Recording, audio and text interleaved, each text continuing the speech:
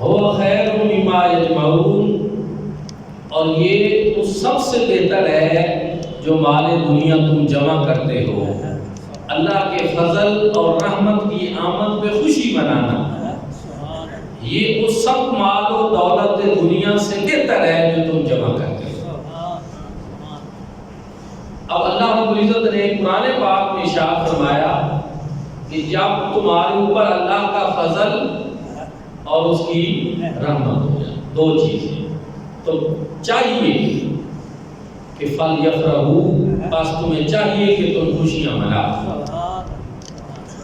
اس آیت کریمہ کے مطابق اللہ کے فضل اور رحمت پر خوشی منانی چاہیے، تو مجھے کہنے دیجئے کہ حضور نبی کریم صلی اللہ علیہ وآلہ وسلم اللہ کا ایسا فضل ہے کہ اس جیسا کوئی اور فضل نہیں، اور حضور اللہ کی ایسی رحمت ہے کہ اس جیسی کوئی اور رحمت نہیں۔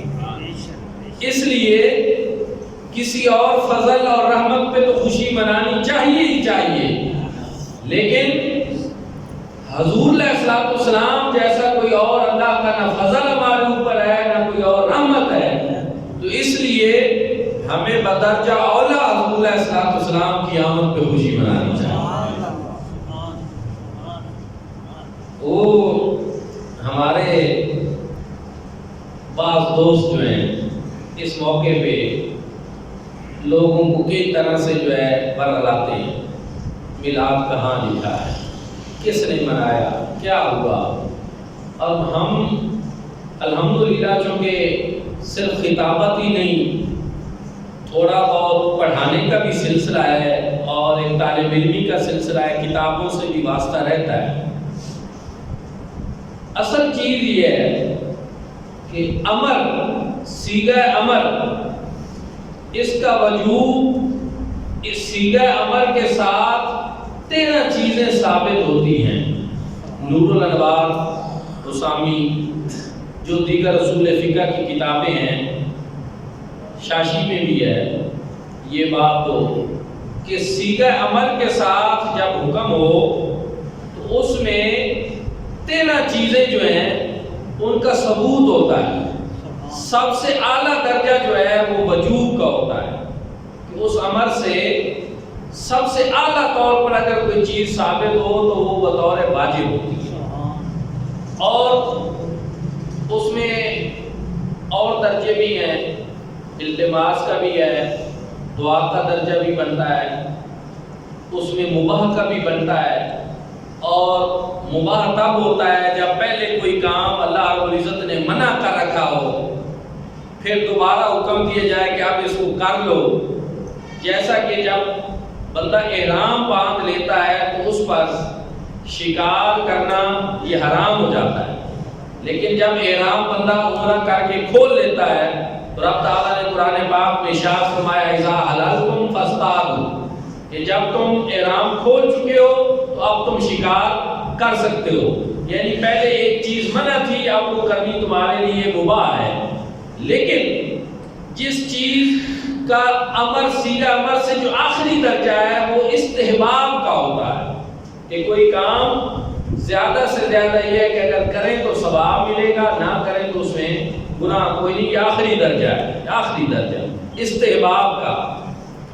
اب پروردگار عالم نے فَلْيَفْرَحُوا جو فرمایا، یہ تو صیغہ امر ہے، یہ تو حکم ہے اللہ رب العزت کا، اور اس میں اگر آپ پہلا درجہ واجب والا نہ بھی لیں تو آخری درجہ استحباب تو لازمی ثابت ہوتا ہے۔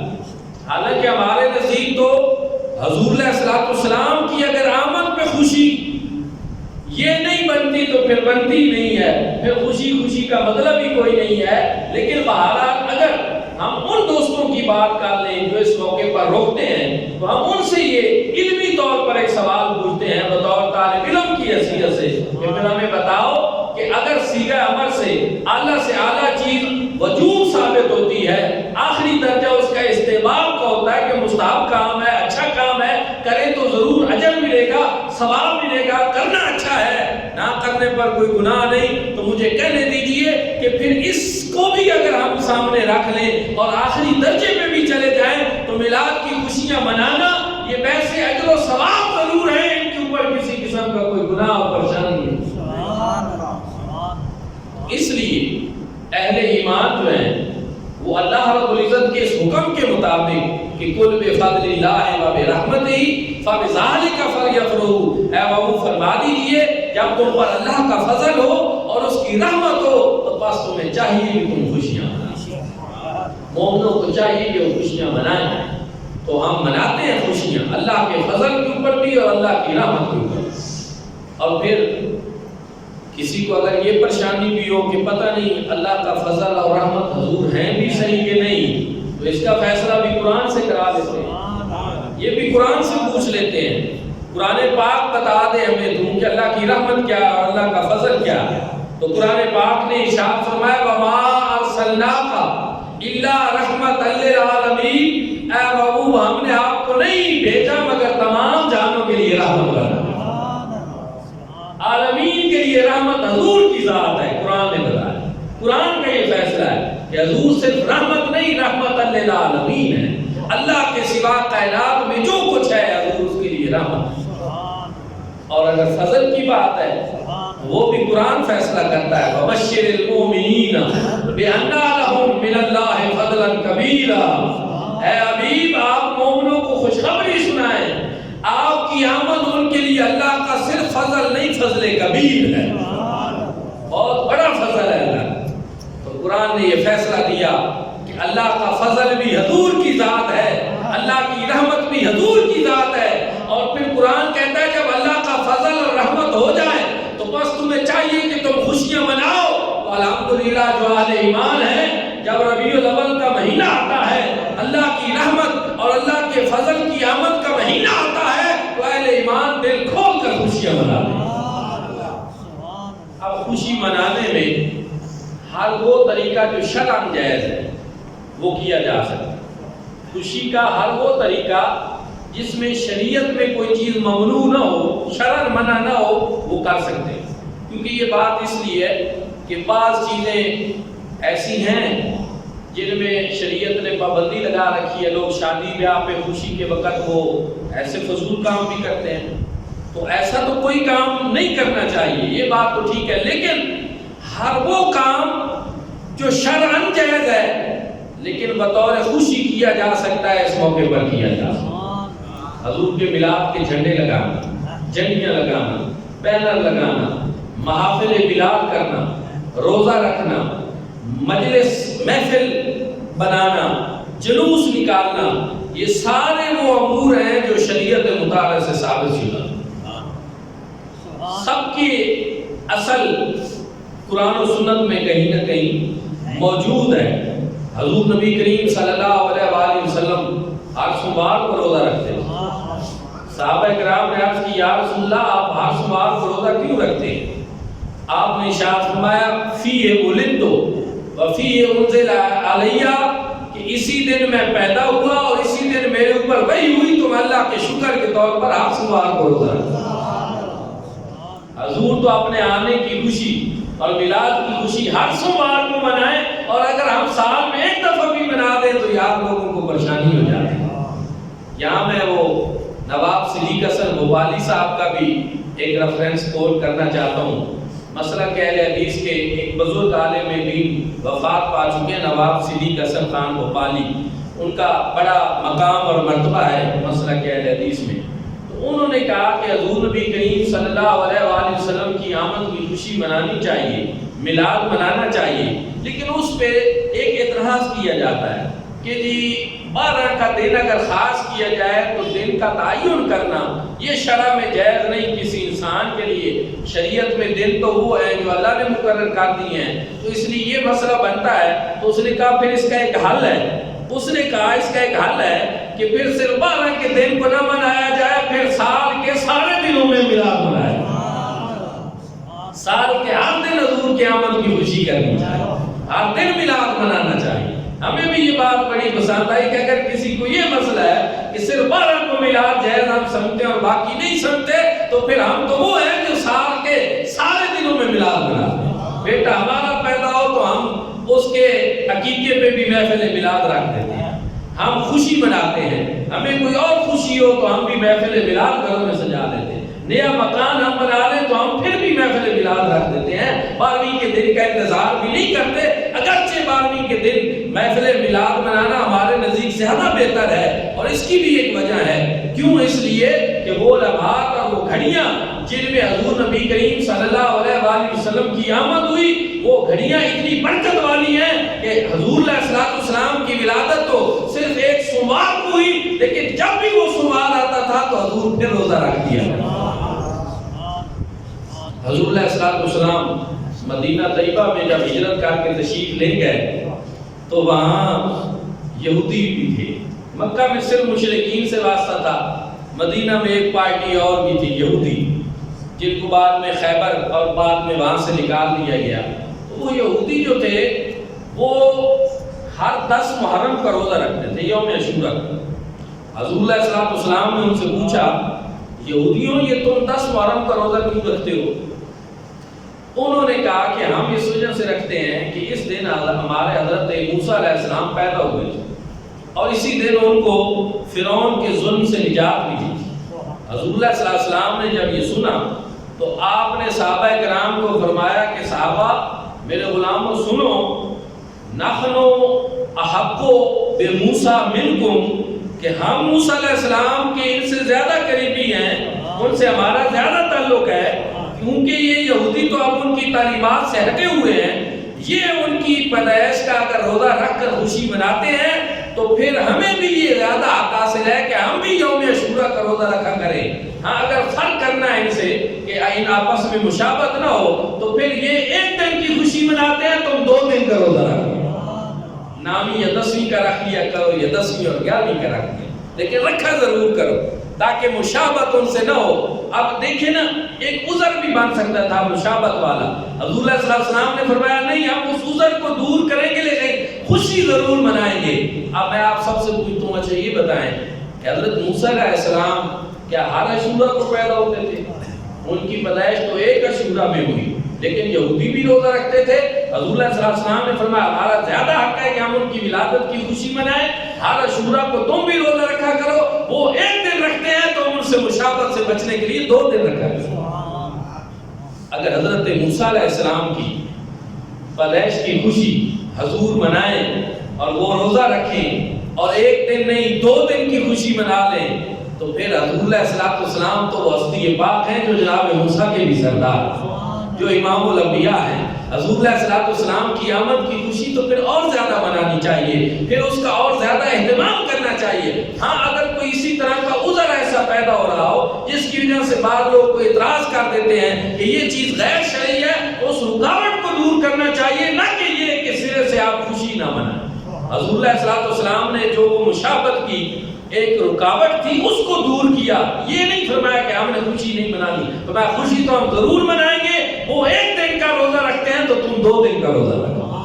اس لیے اگر کوئی میلاد میں کوئی غیر شرعی حرکت کر بیٹھتا ہے تو ہم اس حرکت کو تو روکیں گے لیکن میلاد کو نہیں روکیں گے, اس خوشی منانے کو نہیں روکیں گے.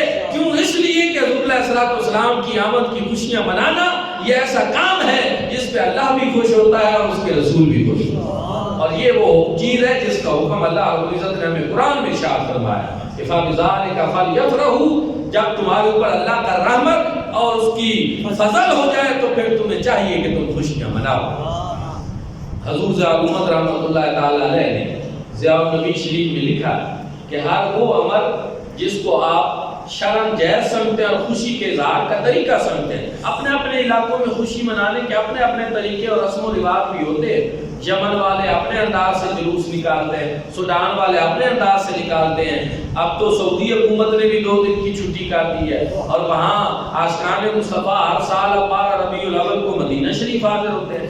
ظاہر ہے کہ اب جو مدینہ میں ہیں ان کے لیے سب سے افضل میلاد تو یہ ہے کہ وہ مدینہ شریف میں حضور کی بارگاہ میں اسے حاضر کریں. ان کا یہی بنے گا. لوگ کہتے ہیں مدینہ میں جلوس نکلتا ہے, وہاں جلوس کی ضرورت ہی کیا ہے, وہاں تو جلوس والا موجود, وہاں تو وہاں حاضری بنتی ہے, وہ حاضری دیتے. تو اس وجہ سے یہ چیزیں بھی سمجھنے والی ہیں. لیکن اگر بات جلوس کی ہے تو حضور علیہ السلام کی آمد پہ اہلِ مدینہ نے جلوس نکالا بھی. مسلم شریف کے حدیث پاک جب حضور علیہ السلام ہجرت فرما کر مکہ سے مدینہ شریف گئے تو ایک تو اہلِ مدینہ روزانہ کیا کرتے تھے، ان کو یہ پتہ نہیں تھا درست ٹائم کا کہ حضور علیہ السلام نے کس وقت کس ٹائم پہنچنا ہے، ان کو یہ پتہ نہیں تھا. تو انہوں نے بھی کیا عاشق تھے اور کیا دیوانے تھے حضور کے، انہوں نے کہا اگر یہ پتہ نہیں ہے تو ہم سارا دن جا کر انتظار کیا کریں. صبح سے جا کر چوٹی پہ بیٹھ جاتے تھے، سنیت الوداعی پہ جا کر بیٹھ جاتے تھے، ودا کی گھاٹی پہ بیٹھ جاتے تھے اور شام کو پھر واپس لوٹ آتے تھے کہ آج نہیں آئے چلو کل پھر ہم انتظار کریں. پھر جا کر بیٹھتے تھے، پھر انتظار کرتے تھے اور پھر وہ مبارک دن بھی آیا، وہ سعید گھڑیاں بھی آئیں، وہ رونق اور بابرکت لمحات بھی آ گئے جب مصطفیٰ کریم صلی اللہ علیہ وآلہ وسلم کی سواری ودا کی گھاٹی سے نیچے ہوئی. اب مسلم شریف کے حدیث پاک صحابہ کرام نے کیا کیا، یتفرق الغلمان والخادم فی الطرق فصاعد الرجال والنساء فوق البیوت. مرد اور عورتیں بچوں پر کھڑے ہو، چھتوں پر کھڑے ہو گئے، بچے اور غلام گلیوں میں کھڑے ہو گئے اور صرف کھڑے نہیں ہوئے. فَيُنَادُونَ یا محمد و یا رسول اللہ، جس طرح آج ہم یا رسول اللہ کی صدائیں بلند کرتے ہیں وہ بھی اسی طرح نعرے لگا رہے تھے یا محمد و یا رسول اللہ.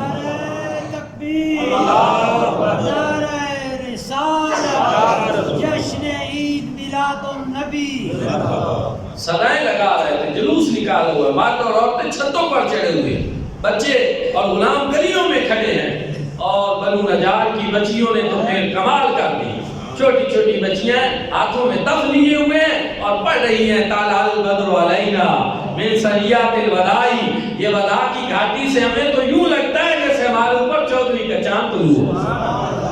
اب ایک اور بات بھی ہے، بچیاں چھوٹی ہوں، حضور کو پہلی مرتبہ دیکھا ہو اور ایسا مضمون باندھ رہی ہوں تو اس کا مطلب یہ ہے کہ ان کے گھروں میں پہلے سے تربیت یہ تھی، ان کے گھر والے بڑے ان کو بتا رہے تھے کہ جس ہستی نے آنا ہے وہ کوئی عام ہستی نہیں، وہ اس طرح خوبصورت ہستی ہے جیسے چودھری کا چاند ہو. پھر اسی وجہ سے انہوں نے بھی یہ پکارا طلع البدر علینا من ثنیات الوداع. یہ ودا کی گھاٹی سے ہمیں تو یوں لگتا ہے جیسے ہمارے اوپر چودھری کا چاند ہو. واجب شکر علینا وعدا للہ داعی. اور اس وقت تک ہمارے اوپر اللہ کا شکر کرنا لازم ہے جب تک اللہ رب العزت کو پکارنے والا پکارتا ہے، جب تک مسجد کی اذان میں اللہ اکبر کی صدا سنائی دیتی رہے. اور یہ قیامت تک صدا سنائی دیتی رہنی ہے. تو اس کا مطلب یہ ہے کہ ان بچیوں نے کہا کہ قیامت تک کے لیے ہمارے لیے ضروری ہے کہ ہم اللہ کا اس نعمت کے اوپر جو حضور کی صورت میں ودا کی گھاٹی سے ہمارے اوپر طلوع ہو رہی ہے، ہم اللہ کا شکر ادا کریں. واجب شکر علینا ما دا للہ داعی. تو اگر وہ چھوٹی بچیاں تو یہ سمجھیں، انصار مدینہ یہ سمجھیں، مدینہ والے یہ سمجھیں کہ حضور اللہ کی سب سے بڑی نعمت ہے اور اس کے اوپر ہمارے لیے قیامت تک کے لیے شکر ادا کرنا واجب اور ضروری ہے. تو پھر ہم بھی یہ سمجھتے ہیں کہ مصطفیٰ کریم صلی اللہ علیہ وآلہ وسلم بھی اللہ کا سب سے بڑا فضل ہے، اللہ کی سب سے بڑی نعمت ہے. اور کائنات میں جتنی نعمتیں ہیں تمام نعمتوں کی اصل اور تمام نعمتوں کی جان بھی مصطفیٰ کریم صلی اللہ علیہ وسلم. نعمت عظمیٰ حضور کی ذات ہے. اگر حضور نہ ہوتے تو اس کائنات میں کچھ بھی نہ ہوتا، کوئی چیز بھی وجود میں نہ ہوتی. وما ارسلناک الا رحمۃ للعالمین کی تفسیر کو اگر آپ گہرائی سے پڑھیں تو آپ کو پتہ ہی چلے گا کہ عالمین کے لیے حضور رحمت ہے. اور حضور کے رحمت ہونے کا مطلب یہ ہے کہ عالمین کے اندر جو ظرف زمان کا جو پہلا لمحہ ہے، جو گھڑی ہے، اور ظرف مقام جو پہلی کائنات کی جگہ ہے جو وجود میں آئی، تو اس کے لیے بھی حضور رحمت ہے. تو پھر پتہ یہ چلا کہ اگر حضور علیہ السلام کا وجود رحمت نہ ہوتا تو نہ یہ زمانہ ہوتا، نہ یہ کوئی کائنات میں مکان ہوتا، نہ کوئی زمان ہوتا. کائنات میں جو کچھ ہے یہ حضور علیہ السلام کے وجود رحمت کی برکت. اسی لیے اعلیٰ حضرت عظیم البرکت نے کہا وہ جو نہ تھے تو کچھ نہ تھا، وہ جو نہ ہو تو کچھ نہ ہو، جان ہے وہ جہان کی، جان ہے تو جہان. اور اسی بات کو تاجدار گولڑا حضرت اعلیٰ گولوی رحمۃ اللہ تعالی علیہ نے بھی اپنی اپنے زبان میں اور اپنے انداز میں کہا کہ سورت نو میں جان آکھاں کہ جان جہان آکھاں سچ آکھاں تے رب دی شان آکھاں جس شان تو شانہ سفر۔ حضور اصل کائنات ہیں، حضور کائنات کی جان ہے، جان کائنات ہے، روح کائنات ہے۔ جس طرح ہماری روح پہلے موجود تھی، ہمارے جسم بعد میں بنے، اسی طرح اللہ نے کائنات کی روح مبارک کو، نور مصطفیٰ صلی اللہ علیہ وآلہ وسلم کو پہلے وجود بخشا اور پھر کائنات وجود کیا۔ تو دوستو 12 ربیع الاول شریف آ رہا ہے، وہ بابرکت اور لمحات اور وہ گھڑیاں پھر ہمارے اوپر جلوہ فکن ہو رہے ہیں جو حضور علیہ السلام کی تشریف آوری کے لمحات ہیں۔ اپنے گھروں کو سجاؤ، اپنے مکانوں کو سجاؤ، اپنی گاڑیوں کو سجاؤ، جلوس کی محافل کی تیاری کرو، گھر گھر ذکر مصطفیٰ کریم صلی اللہ علیہ وآلہ وسلم ہونی چاہیے۔ میں تو حکومت پاکستان کے اس اقدام کو بہت پسند کرتا ہوں اور خراج تحسین پیش کرتا ہوں جو انہوں نے سرکاری سطح پہ کہا کہ مختلف سرکاری جو انسٹیٹیوٹ ہیں ان سب میں تقریبات ہونی چاہیے۔ آج نوشہرہ کے ہاسپٹل میں ابھی میلاد النبی صلی اللہ علیہ وسلم کی تقریب سے ہی میں ادھر آ رہا ہوں، بڑی خوشی ہوئی، سرکاری دفاتر میں یہ کام ہو رہا ہے تو اس کی یقیناً برکات ہمارے ملک کو حاصل ہوگی۔ حضور علیہ السلام کا میلاد برکتوں کا حامل ہوتا ہے۔ انشاءاللہ 12 ربیع الاول کو یہاں سے صاحبزادہ پیر حامد عزیز صاحب حمیدی کی قیادت میں جلوس گزرے گا اور اسی طرح 12 ربیع الاول کو ہی جامعہ مدینۃ النبی کے اندر بھی میلاد مصطفیٰ صلی اللہ علیہ وآلہ وسلم عظیم و شان کانفرنس ہوگی۔